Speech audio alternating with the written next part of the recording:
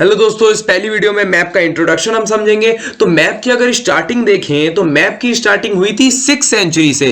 6th century से map की starting होनी स्टार्ट हुई थी। सबसे पहले एक मार्कली नाम का इंसान था, इसने मैप की स्टार्टिंग करी थी। मैप बेसिकली होता क्या है, हिंदी में नक्शा बोलते हैं। मैप क्या होता है, जब हम एक कागज के टुकड़े पर, एक पेपर पीस पर एक किसी लैंड का एक पर्टिकुलर एरिया का लेआउट बना देते हैं कुछ भी कर तो उसको हम मैप बोलते हैं। क्या बोलते हैं? मैप बोलते हैं, हिंदी में नक्शा बोलते हैं। सबसे पहले मार्कली ने क्या करा था, इसने अपने गांव का, अपने एरिया का एक कपड़े पे, आज के जमाने में तो पेपर कागज यूज होता है मैप बनाने के लिए, लेकिन पहले जमाने में क्या होता था, कपड़ा यूज होता था। कपड़े पे उसने सबसे पहले मैप बनाया था, इंक से, स्याही से। फिर धीरे धीरे जैसे जमाना बढ़ता चला गया, फिर पेपर आया। आजकल के तो पूरा डिजिटल हो चुका है, गूगल मैप का पूरा जमाना आ चुका है, ठीक है। और जब ये मैप का जो कलेक्शन जब उसने बनाया तो उसका नाम इसने एटलस रखा। एटलस मतलब बुक्स ऑफ मैप्स। ये एटलस के बारे में वैसे हम डिटेल आगे आने वाली वीडियो एटलस में पढ़ेंगे। अभी तो हम बेसिकली सिर्फ मैप पढ़ने वाले हैं। इसने इसका नाम एटलस इसलिए रखा क्योंकि जहां ये ग्रीक में रहने वाला था, ग्रीक का एक भगवान होता है, गॉड होता है, वो आपका एटलस नाम से जाना जाता है, इसलिए मार्कली ने उस बुक का नाम एटलस रख दिया। ऐसे कर एटलस होता है। कहा जाता है, उन लोगों की मान्यता है कि भाई एटलस ने ही पूरा वजन अपने सर पे उठा रखा है, पूरे ग्लोब का, पूरे पृथ्वी का, ठीक है। तो आगे हम समझते हैं टाइप्स ऑफ मैप्स। तो मैप्स बेसिकली 3 टाइप के होते हैं। Number 1 political, number 2 physical, number 3 होता है थीमेटिकल मैप। ऐसा कुछ आपका पॉलिटिकल मैप दिखता है, ऐसा कुछ आपका फिजिकल मैप दिखता है, और ऐसा आपका थीमेटिक मैप दिखता है या थीमेटिकल मैप दिखता है, ठीक है। पॉलिटिकल मैप की अगर बात करी जाए तो पॉलिटिकल मैप में सारे जितनी कंट्रीज होती हैं, जैसे अगर वर्ल्ड का पॉलिटिकल मैप बोला जाए तो वर्ल्ड की जितनी कंट्रीज होती हैं वो अपनी बाउंड्रीज के साथ दिखती हैं, अलग अलग रंग में दिखती हैं। बाउंड्रीज मतलब कि कौन सी कंट्री कहां तक है। जैसे अगर मैं खाली इंडिया के पॉलिटिकल मैप की बात करूं तो ये आप हमारा एक इंडिया का पॉलिटिकल मैप है। इसमें आप देख रहे होंगे, ये ऐसे करके बाउंड्री जा रही है, इधर ये अलग होगा, ये अलग बाउंड्री है, ये अलग बाउंड्री, ये अलग बाउंड्री है। हर राज्यों की, हर स्टेट की अपनी अपनी बाउंड्री है। मतलब पॉलिटिकल मैप को देखकर हम ये समझ पाते हैं, बच्चा ये समझ पाता है कि भाई कौन सा स्टेट कितना कहां तक है और कौन से स्टेट का क्या नाम है। हर स्टेट अपने अपने अलग अलग डिफरेंट कलर से यहां पर दिखता है, ठीक है। और सबके आपकी अपनी अपनी बाउंड्री होती है। मतलब इसमें हम खाली पॉलिटिकल थिंग्स पढ़ते हैं, ठीक है। तो पॉलिटिकल मैप में हम क्या पढ़ते हैं, पहली बात तो हर कंट्री की, या अगर कंट्री की बात करी जाए या आपकी वर्ल्ड की बात करी जाए, अगर वर्ल्ड की बात करी जाए तो हर कंट्री अपनी अपनी बाउंड्री के साथ होगी। या अगर खाली एक कंट्री जैसे इंडिया की बात करी जाए तो जितने राज्य हैं, जितने स्टेट हैं, सबके सब अपनी अपनी बाउंड्री के साथ यहां पर दिखते हैं। हर चीज की बाउंड्री कहां से स्टार्ट हो रही है, कहां तक जा रही है, फिर कौन सा स्टेट आ रहा है, कौन सा स्टेट कहां से शुरू हो रहा है, कहां तक जा रहा है, ये सब हमें पॉलिटिकल मैप बताता है। ये पॉलिटिकल मैप बिगिनर्स के लिए बहुत अच्छा है। जितने भी बिगिनर्स हैं, जैसे मैं भी आपकी स्टार्टिंग कराऊंगा तो पॉलिटिकल मैप से कराऊंगा। नंबर 2 आएगा फिजिकल मैप। फिजिकल मैप थोड़ा सा एडवांस लोगों के लिए, इंटरमीडिएट लोगों के लिए होता है। फिजिकल मैप में क्या क्या चीजें पता चलती हैं, हमें नेचुरल थिंग्स पता चलती है। नेचुरल थिंग्स जैसे कि कुदरती चीजें, जो जैसे आपकी है फॉरेस्ट हो गए, माउंटेन्स हो गए, जितना आपका जंगल है, पहाड़ है, रिवर्स है, ठीक है। फिजिकल मैप में हमें सब नेचुरल थिंग्स देखने को मिलती है। फिजिकल मैप में कोई भी बाउंड्री नहीं होती है। फिजिकल मैप में कोई भी बाउंड्री नहीं होती है। जैसे आपको यहां पर इस वाले मैप में कोई भी बाउंड्री नहीं दिख रही होगी, बस ये इंडिया का नक्शा है, ऐसे करके पूरा करके गया है, इसमें आपको कोई भी बाउंड्री यहां पर नहीं देखने को मिल रही होगी। फिजिकल मैप में, जैसे पॉलिटिकल मैप में हम कोई भी राज्य को, कोई भी स्टेट को अपने रंग से रंग सकते हैं, अपना कलर कर सकते हैं, लेकिन फिजिकल मैप में अपना फिक्स कलर होता है। अपना क्या होता है? फिक्स कलर होता है फिजिकल मैप में, कि भाई जैसे यहां पर पहाड़ आपके ब्राउन कलर से दिखाई दे रहे हैं, जंगल आपका ग्रीन कलर से दिखाई दे रहा है, वाटर बॉडी आपकी नीले कलर से दिखाई दे रही है, या आपका जो एग्रीकल्चरल लैंड है, आपका जो प्लेन प्लेट्यूज है, वो येलो कलर से नजर आ रहा है, ठीक है। इसके अपने फिक्स कलर होते हैं। फिक्स कलर इसलिए होते हैं आपको, ताकि पता चल पाए कि जैसे उन्होंने स्टैंडर्ड बना लिया कि जितने भाई माउंटेन्स हैं वो सबके सब क्या होंगे, ब्राउन कलर से होंगे, आपके भूरे रंग से रंगे जाएंगे। जितने आपके फॉरेस्ट एरिया है, जहां जहां आपका जंगल है, वो सबका सब आपका ग्रीन कलर से रंगा जाएगा। अब जैसे आपको यहां पर कहीं कहीं लाइट ग्रीन भी देखने को मिलेगा, कहीं कहीं लाइट ग्रीन भी देखने को मिलेगा, कहीं कहीं डार्क ग्रीन भी देखने को मिलेगा, कहीं कहीं लाइट ब्राउन देखने को मिलेगा, कहीं कहीं डार्क ब्राउन देखने को मिलेगा। लाइट का मतलब है कि वहां चीज थोड़ी थोड़ी है, धीमे धीमे स्टार्ट हो रही है। ये हम अभी अगर आगे मैप पढ़ेंगे, फिजिकल मैप, मैं आपको हर चीज डिटेल में बताऊंगा। आप ये प्लेलिस्ट, ये वीडियोस पूरी देखिएगा, ठीक है। तो आप फिजिकल मैप में आप समझ गए। है, फिजिकल मैप में कोई भी बाउंड्री नहीं होती है, इसमें एक स्टैंडर्ड कलर्स होते हैं, हर चीज के अपने अपने फिक्स कलर होते हैं, और ये क्या क्या दर्शाते हैं, natural things, forest, mountains, reverse वगैरह।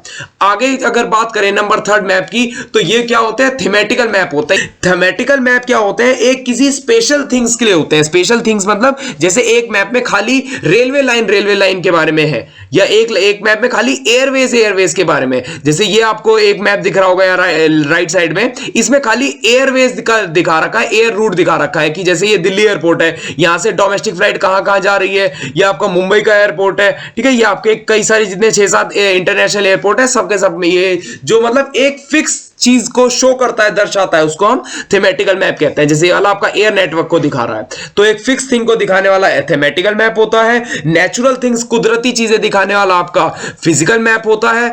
और राज्य की सीमाएं मतलब पॉलिटिकल थिंग्स दिखाने वाला, कंट्री और उसकी सीमाएं, स्टेट्स की बाउंड्रीज को दिखाने वाला पॉलिटिकल मैप होता है। तो आई होप दोस्तों आप यहां तक अंतर समझ गए होंगे। एक चौथा मैप भी होता है, 4th नंबर 1, उसको हम कहते हैं ब्लैंक मैप। क्या कहते हैं, ब्लैंक मैप। ब्लैंक मैप आपका बिल्कुल कोरा कागज, प्लेन पेपर की तरह होता है, बस आपका कंट्री बस ऐसे करके बनी होती है। जैसे इन्होंने यहां पर ऐसे करके कंट्री बना रखी है, हमारी इंडिया का ऐसा पूरा दिखा रखा है। तो इसमें हमारा क्या होता है, पूरा बीच से पूरा ब्लैंक रहता है। ये ब्लैंक मैप किसके लिए होता है, प्रैक्टिसिंग के लिए होता है, कि जब हम ऊपर के तीनों पॉलिटिकल, फिजिकल, थीमेटिकल पढ़ लेते हैं, उसके बाद ब्लैंक मैप में प्रैक्टिस होती है। ये हमारा लास्ट स्टेप होता है, ठीक है। तो ये हम सबसे लास्ट में पढ़ेंगे। अब बात करेंगे शेप ऑफ अर्थ की। तो कुछ लोग बोलते हैं कि भाई अर्थ का शेप आपका स्फेरिकल है या सर्कुलर है, तो ये सब चीजें भाई गलत है। अर्थ का हमने एक अलग ही नाम दे रखा है। अर्थ का हमने क्या नाम दे रखा है, जियोइड। जिसके साथ भी जियो लगता है, वो मतलब जैसे आपने सब्जेक्ट पढ़ा होगा ना जियोग्राफी, तो जियो का मीन्स होता है अर्थ, अर्थ से रिलेटेड। जैसे जिसे हिंदी में हम भू बोलते हैं, भूमि या भूगोल, ठीक है। जियो का मतलब होता है अर्थ से रिलेटेड। तो हमने अर्थ का एक अलग ही नाम दे रखा है, जियोइड। सबसे पहले पाइथागोरस था। पाइथागोरस ने बताया था कि हाँ भाई हमारी पृथ्वी थोड़ी गोल आकार की है, जिसे उसने स्फेरिकल शेप का बताया था। वरना पाइथागोरस से पहले माना जाता था, जब बाइबल तक में लिखा है कि भाई अर्थ आपकी फ्लैट है। भाई फ्लैट फ्लूट कुछ नहीं है, ना स्फेरिकल है, हमारी अर्थ क्या है, जियोइड शेप की है। अब बात करेंगे कि भाई जो हमारे अर्थ के बिल्कुल बीचों बीच से एक लाइन पास हो रही है, उसे हमने इक्वेटर नाम दे रखा है। वैसे हकीकत में कोई लाइन पास नहीं हो रही है, हमने ऐसी इमेजिनरी लाइन एक मान रखी है, उसे हम क्या बोलते हैं, इक्वेटर। ये 0 डिग्री पे हो रही है। किस पे हो रही है, बिल्कुल 0 डिग्री पे पास हो रही है। हमने ये लाइन ऐसी इमेजिन कर रखी है, ठीक है, मान रखी है। इसे हम क्या बोलते हैं, इक्वेटर। हिंदी में भूमध्य रेखा या विषुवत रेखा कहते हैं, ठीक है। एक इमेजिनरी पाथ है आपका। इसके ऊपर का जो रास्ता, इसके ऊपर का जितनी जगह है, उसे हम कहते हैं नदन हेमिस्फीयर। क्या कहते हैं, नदन हेमिस्फीयर। ऐसी ही आपका जो नीचे का है पूरा हिस्सा, उसे हम कहते हैं सदर्न हेमिस्फीयर। क्या कहते हैं, सदर्न हेमिस्फीयर। आप लोग भी नोट करते रहिए साथ साथ। नीचे पानी ज्यादा है, नीचे पानी ज्यादा है, वाटर मोर। ऊपर लैंड ज्यादा है, जमीन ज्यादा है, लैंड मोर, ठीक है। इसे मैंने ऊपर नदन और नीचे साउथ इसलिए कहा है कि भाई आपका जो भी ग्राफ होता है, या आपका कोई भी मैप, ग्लोब, एटलस, कोई भी हम रीड करते हैं, तो साइंटिस्टों ने कन्वेंशनल सिंबल ले रखे हैं कि भाई ऐसा आपका एक एरो डायग्राम आप समझ सकते हैं कि कहीं पर भी हम बुक लेकर बैठेंगे, भाई हमें क्या पता ऊपर आपका नॉर्थ है, साउथ है, किसी बच्चे का घर कैसा है, किसी बच्चे का घर कैसा है, कोई कहीं क्लासरूम में बैठा है, कोई ऊपर नीचे कहीं भी बैठ रखा है। तो उन्होंने कन्वेंशनल सिंबल ले रखे हैं कि कहीं पर भी अगर हम बैठे, तो ऊपर की जगह जो भी होगा उसे हम नॉर्थ समझेंगे, नीचे को हम साउथ समझेंगे, लेफ्ट साइड को, राइट साइड को हम ईस्ट समझेंगे, और लेफ्ट साइड को हम वेस्ट समझेंगे। इसी के मुताबिक कि आपका ये वाला नदर्न हेमिस्फीयर हो गया, नीचे वाला आपका सदर्न हेमिस्फीयर हो गया, ठीक है। तो आपका जो हमारा इंडिया आता है, ये यहां पर आता है, हमारा इंडिया इस इलाके में आता है, नदर्न हेमिस्फीयर में ज्यादातर आता है इंडिया। अब बात करेंगे, जो अर्थ होती है वो एक इमेजिनरी एक्सिस पे रोटेट करती है। भाई अर्थ रोटेट भी करती है और रिवॉल्व भी करती है, ठीक है। रोटेट का मतलब होता है अपने खुद एक्सिस में ऐसे करके घूमती रहती है, और रिवॉल्व का मतलब होता है ऐसे जो घूमते घूमते सन के चारों तरफ घूमती रहती है। मान लीजिए बीच में सन है, ऐसे घूमते घूमते सन के चारों तरफ घूमती रहती है, उसे रिवॉल्व कहते हैं। रोटेट मतलब अपनी एक्सिस में रोटेट करती है। तो हमारी जो अर्थ होती है वो 23.5 डिग्री पे रोटेट करती है, अपनी एक्सिस के 23.5 डिग्री पे क्या करती है, रोटेट करती है। यहां से जो सेंटर से बनाती है, ये 23.5 डिग्री पे रोटेट करती है, ठीक है, चाहे ऐसे लिखे चाहे 23.5 डिग्री लिखे, बात एक ही होती है। ठीक है, आज से 15 लाख साल पहले ये 18 डिग्री था। 15 लाख साल पहले 18 डिग्री था। वैसे अब ये 24 डिग्री हो चुका है, लेकिन बोलते यही 23.5 डिग्री है, बुक्स में यही आता है। हालांकि कुछ साल बाद जब नपाई वगैरह होगी तो फिर से 24 डिग्री हमको देखने को मिलेगा। ठीक है, ये भी आपकी एक इमेजिनरी एक्सिस होती है, वाकई में असलियत में कोई एक्सिस नहीं है, ये एक इमेजिनरी एक्सिस है कि भाई यार थोड़ी टिल्टेड पोजीशन में, टेढ़ी पोजीशन में 23.5 डिग्री पे रोटेट करती है। अब हम और कुछ लाइंस के बारे में पढ़ेंगे। सबसे पहले एक तो ये आपने बीच वाली इक्वेटर लाइन के बारे में जान ही लिया है, जो 0 डिग्री से जाती है। इसके इक्वेटर के ऊपर जब हम टुवर्ड्स नदर्न रीजन की तरफ चलते हैं तो यहां पर एक लाइन जाती है, वैसे स्ट्रेट ही होती है, मैं यहाँ पे कर्व पोजीशन बना रहा हूं क्योंकि कभी भी जैसे आपको फुटबॉल या किसी बॉल में ऐसे करके लाइन बनाएंगे ना, तो वो जब आप उसे बाद में देखेंगे तो वो आपको कर्व पोजीशन में ही ऐसे करके दिखेगी। दूर से देखकर वो कर्व पोजीशन में ही दिखेगी, खींचेगी तो वो सीधा, लेकिन वो कर्व पोजीशन में ही सामने से दिखेगी। तो ये जो इक्वेटर से जब हम ऊपर जाते हैं टुवर्ड्स आपका नदर्न रीजन की तरफ, तो ये 23.5 डिग्री पे जो लाइन आती है इसको हम कहते हैं कर्क रेखा। हिंदी में कर्क रेखा, इंग्लिश में tropic of cancer. Tropic of cancer 23.5 degree पे आती है। ठीक है, हिंदी में कर्क रेखा, इंग्लिश में ट्रॉपिक ऑफ कैंसर। इससे जब हम इक्वेटर से ऐसे ही जब नीचे चलेंगे टुवर्ड्स सदर्न रीजन, तो ऐसी ही एक यहां लाइन आएगी आपकी, ये भी आपका 23.5 डिग्री पे आएगी। ये आपकी टुवर्ड्स नॉर्थ की साइड आई थी, तो इसको बोल देंगे 23.5 डिग्री नॉर्थ। ये आपकी साउथ जाते हुए, ये आपका भाई साउथ पोल है, ये आपका नॉर्थ पोल है। ठीक है, ये साउथ जाते हुए आई थी, तो इसे बोलेंगे 23.5 डिग्री साउथ। ठीक है, ये एंगल जो मैं लिख रहा हूं ये कैसे होते हैं, ये आगे आपको अभी एटलस पढ़ाऊंगा तो एटलस में सब समझ में आ जाएगा, क्योंकि अभी ये नहीं बताऊंगा, ये नहीं बता सकता, क्योंकि अभी ये बताऊंगा तो आपको समझ में नहीं आएगा। ये ग्लोब और एटलस अभी हम आने वाली आगे वीडियो में समझेंगे तो आपको इजीली सब समझ में आ जाएगा। ठीक है, तो जब हम इक्वेटर से नीचे चलेंगे टुवर्ड साउथ की तरफ, तो ये जो 23.5 डिग्री पे थर्ड लाइन आती है, इसको हम बोलते हैं हिंदी में मकर रेखा, इंग्लिश में ट्रॉपिक ऑफ कैप्रिकॉर्न। क्या बोलते हैं? Tropic of capricorn. Tropic of capricorn. ठीक है, अब ऐसे ही अब जब ये 23.5 डिग्री नॉर्थ से और ऊपर चलेंगे तो एक और लाइन आ जाएगी ऐसे करके यहां पर। ठीक है, ये आती है 66.5 डिग्री पे। 66.5 डिग्री नॉर्थ लिख देंगे क्योंकि नॉर्थ की तरफ जा रहे हैं। ठीक है, इसको हम बोलते हैं आर्कटिक सर्कल। क्या बोलते हैं? Arctic circle. इस वाली लाइन को ऐसे ही जब इसके नीचे आएंगे तो यहां एक और लाइन आ जाएगी, वही आपका 66.5 डिग्री पे।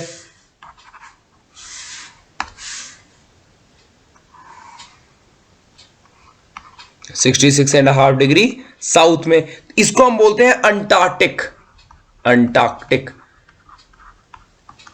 ठीक है, ऊपर आपका आर्कटिक और नीचे आपका अंटार्कटिक आ जाता है। ठीक है, ये आपका बिल्कुल ये वाला पॉइंट आपका नॉर्थ पोल है, ये वाला आपका साउथ पोल है। तो वैसे आपका जो अब अर्थ देखे होंगे, गूगल में भी फोटो देखेंगे तो अर्थ आपको थोड़ा सा ऐसा करके दिखाते हैं। आपका नॉर्थ और साउथ पोल से, पोल रीजन से, यहां से और यहां से अर्थ थोड़ी सी फ्लैट होती है और यहां से थोड़ी बल्जिंग पार्ट होता है अर्थ का। एक बार फटाक से रिवाइज मारते हैं। आपका जो सबसे मिडल पार्ट होता है, मिडल लाइन होती है, उसको बोलते हैं इक्वेटर 0 डिग्री पे। इक्वेटर से जब हम ऊपर चलते हैं नॉर्थ की तरफ, ऊपर की तरफ, तो सबसे पहली लाइन आती है 23.5 डिग्री नॉर्थ में, 23.5 डिग्री नॉर्थ में ट्रॉपिक ऑफ कैंसर। उससे ऊपर चलते हैं तो 66 आपका 66.5 डिग्री, 66.5 डिग्री नॉर्थ पे आर्कटिक सर्कल। ऐसे ही इक्वेटर के नीचे चलते हैं तो पहली लाइन आती है 23.5 डिग्री साउथ में, ट्रॉपिक ऑफ कैप्रिकॉर्न। उससे नीचे आती है अंटार्कटिका लाइन। ठीक है, तो आपका फिर साउथ पोल आ जाता है। जो पृथ्वी होती है जब वो सूरज के चारों तरफ घूमती है, जब अर्थ आपका सन के चारों तरफ रिवॉल्व करती है, जो सूरज जो सूरज पड़ता है वो खाली इस वाले एरिया में सबसे ज्यादा पड़ता है, इसी एरिया में सबसे ज्यादा पड़ता है। यहां पर सूरज बिल्कुल खड़ा होता है। इक्वेटर में आपका सबसे ज्यादा सूरज आपका लाइट रे आती है, फिर उससे कम, तो जब हम आगे की तरफ जाते हैं उससे कम आती है और ऐसे ही यहां पर उससे कम आती है। तो यहां सूरज सबसे ज्यादा होता है, तो यहां इक्वेटर के आसपास यहां पर गर्मी भी सबसे ज्यादा होती है। यहां पर गर्मी भी सबसे ज्यादा होती है। इस इलाके में सन आपका मैक्सिमम होता है। इक्वेटर के आसपास इस इलाके में पूरा क्या होता है? सन मैक्सिमम होता है। तभी हम इस इलाके को सबसे गर्म, सबसे गर्मी रहने वाला क्षेत्र बोलते हैं। इंग्लिश में बोलते हैं टॉरिड जोन। इस इलाके को क्या बोलते हैं? Torrid zone.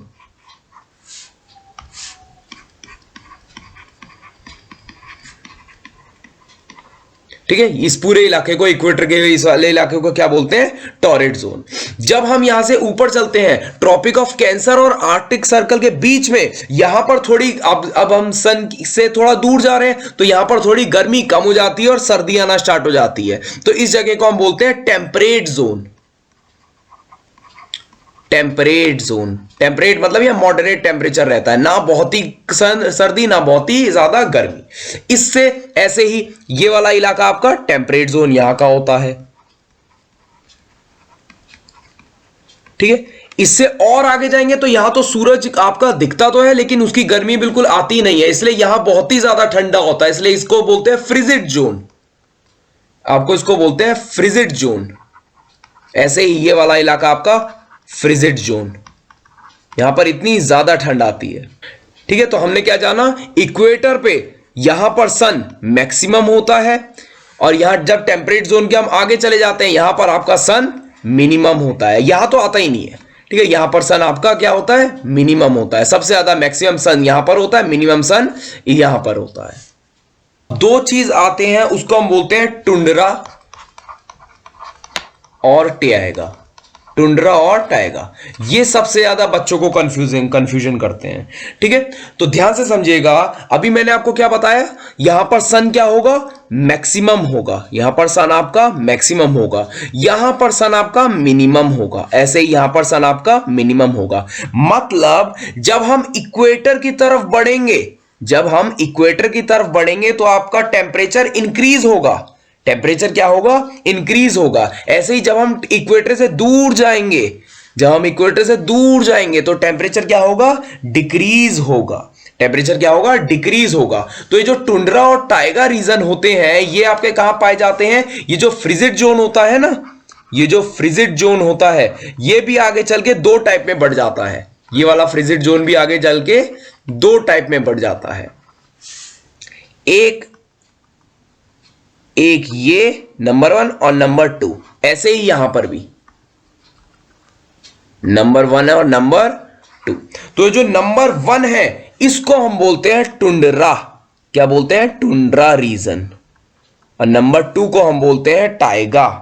नंबर 2 को हम बोलते हैं टाइगा रीजन। ठीक है, ऐसे यहां नंबर 1 को हम क्या बोलेंगे? टुंड्रा, और यहां नंबर 2 को टाइगा। ठीक है, नंबर 1 आपका टुंड्रा रीजन, बिल्कुल जो पोल से सबसे पहला पोल से चिपका हुआ होता है, नॉर्थ पोल या साउथ पोल, उसे हम बोलते हैं टुंड्रा रीजन। नंबर 2 को बोलते हैं टाइगा। दोनों के दोनों फ्रिजिड जोन में आते हैं। दोनों के दोनों आपका क्या होते हैं? फ्रिजिड जोन में आते हैं। तो इसमें से ध्यान से बताइए, सबसे ठंडा इलाका कौन सा होगा? सबसे ज्यादा सर्दी कहां पड़ेगी, टुंड्रा में या टाइगा में? तो सबसे ज्यादा सर्दी आपकी टुंड्रा में पड़ेगी। क्यों? क्योंकि टुंड्रा इक्वेटर से सबसे दूर है। ये आपका इतना दूर है, ये आपका इतना ज्यादा दूर है। ठीक है, तो आपका सबसे ज्यादा सर्दी कहां पड़ती है? टुंड्रा में पड़ती है। फिर आपका टाइगा में पड़ती है, क्योंकि पोल से सबसे नजदीक क्या होता है? टुंड्रा होता है। ठीक है, टुंड्रा आपका कोल्डेस्ट प्लेस होता है।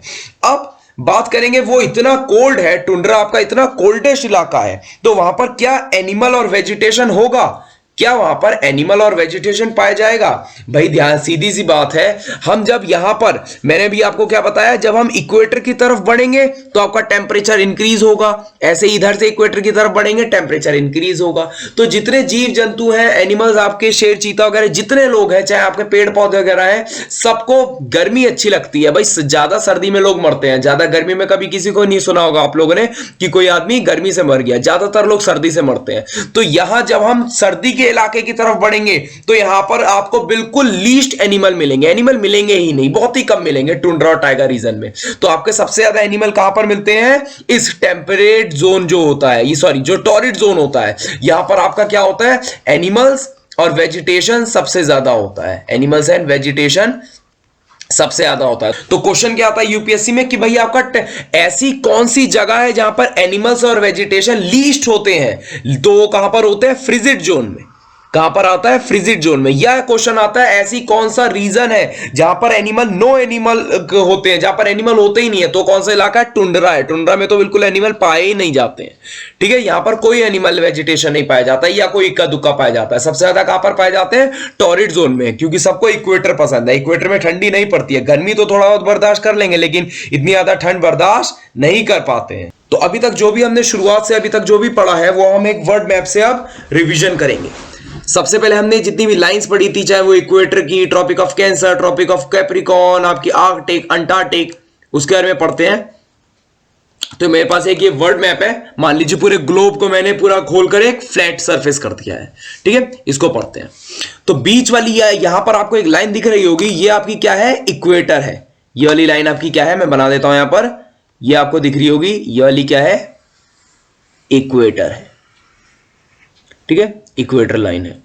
इससे थोड़ा सा ऊपर जाएंगे 23.5 डिग्री नॉर्थ में, तो यहां पर आपकी क्या आती है, ट्रॉपिक ऑफ कैंसर आती है। Very good, tropic of cancer ध्यान से देखिए, ये आपको यहाँ इंडिया दिख रहा होगा, इंडिया से के भी यहां पर 8 राज्यों से, 8 स्टेट से होते हुए ट्रॉपिक ऑफ कैंसर निकलती है। आपने बचपन में स्कूल में मैप में जरूर देखा होगा, एक लाइन बीच से निकलती है। उसके थोड़ा नीचे आते हैं, यहां पर क्या जा रही है, ट्रॉपिक ऑफ कैप्रिकॉर्न जा रही है। क्या जा रही है, ट्रॉपिक ऑफ कैप्रिकॉर्न जा रही है, ठीक है, हमने ये पढ़ा था। ये आपका यहां पर नॉर्थ पोल है, इधर आपका नीचे यहां पर साउथ पोल है, ठीक है जी। फिर हमने और दूसरा क्या पढ़ा, जो सन होता है खाली इस एरिया में मैक्सिमम होता है। सन आपका क्या होता है, इक्वेटर वाले एरिया में मैक्सिमम होता है, मिनिमम होता है इस वाले एरिया में, मिनिमम आपका होता है इस वाले एरिया में, ठीक है। तो सन, ये मैंने क्या बताया आपको, इक्वेटर पे मैक्सिमम होता है। इट मींस जो भी कंट्रीज हैं जो इक्वेटर पे प्रेजेंट है, भाई जितनी कंट्रीज आपकी क्या है, इक्वेटर पे प्रेजेंट है, वहां पर आपकी गर्मी सबसे ज्यादा होगी, वहां पर आपकी सबसे क्या होगी, हॉटेस्ट प्लेस होंगी, जितनी कंट्रीज यहां पे प्रेजेंट है। कौन कौन सी कंट्रीज है, जैसे आपकी ब्राजील है, आपकी यहां पर साउथ अफ्रीका की, साउथ अमेरिका की, जितनी यहां पर कंट्रीज है सबके सब क्या है, यहां पर सबसे ज्यादा हॉटेस्ट कंट्री, और यहां पर सबसे ज्यादा काले लोग, ब्लैक पीपल पाए जाते हैं, ठीक है।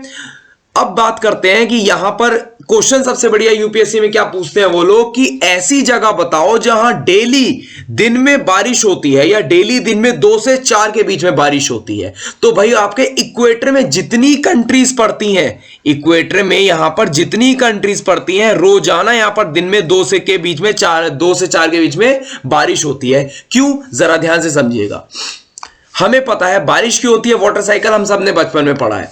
यहां इक्वेटर में सन होता है मैक्सिमम, सूरज आपका 12 से जब सुबह निकलता है 8 से 10 बजे से गर्मी आ जाती है धूप में, 12 बजे आपका मैक्सिमम होता है, 12-1 बजे, 12 से 2 बजे तक, मतलब दिन के 2 बजे तक यहां पर सन क्या करता है, यहां पर जितना आपका समुद्र है, या चाहे पैसिफिक ओशियन पड़ा, या अटलांटिक ओशियन पड़ा, या इंडियन ओशियन पड़ा, इस सब का पानी को कर देता है वो इवेपोरेट करके बादल बना देता है, क्लाउड्स तक ले जाता है। अब दिन के 1:30-2 बजे तक इतना पानी बादल में इकट्ठा हो जाता है कि बादल उसे संभाल नहीं पाता है, और सबको सब नीचे बरसा देता है। आपका यहां पर बारिश हो जाती है 2 से 4 बजे के बीच। यहां पर जितनी कंट्रीज पड़ी, चाहे यहां की आपकी साउथ अमेरिका की पड़ी, या अफ्रीका की पड़ी, और यहां पर आपकी जितने फिलीपींस वगैरह, जितने यहां पर स्विट्जरलैंड वगैरह जितनी कंट्रीज पड़ी, सब में क्या होती है, आपकी 2 से 4 के बीच में बारिश जरूर होती है, ठीक है।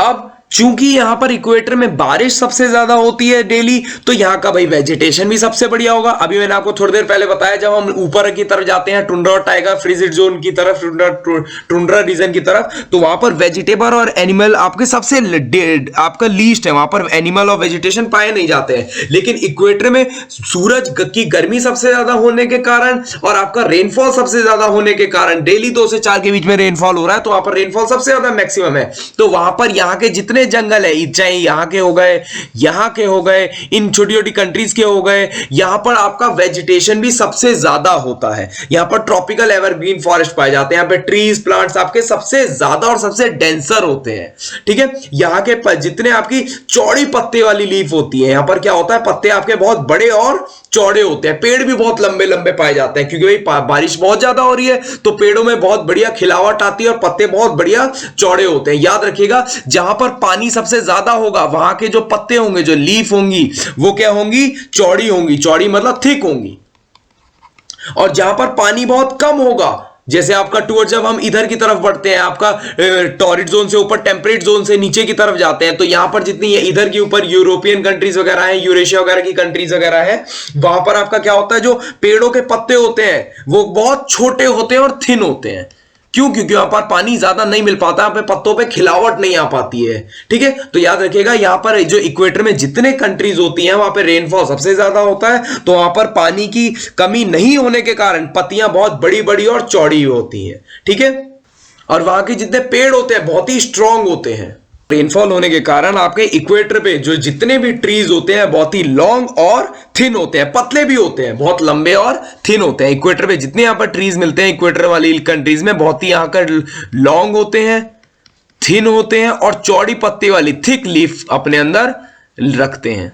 तो आई होप दोस्तों आप लोगों को यहां तक समझ में आ गया होगा। इंट्रोडक्शन में बस इतना ही। अब हम मिलेंगे इस प्लेलिस्ट की नेक्स्ट वीडियो में, तब तक के लिए गुड बाय। जितने भी कंट्रीज के मैप हैं, चाहे वो पॉलिटिकल है, फिजिकल है, सारे अच्छे से समझने के लिए, ग्लोब को और एटलस को बारीकी से जानने के लिए जुड़े रहिए हमारे एंजॉय साइंस के साथ। तब तक के लिए गुड बाय, मिलेंगे नेक्स्ट वीडियो में।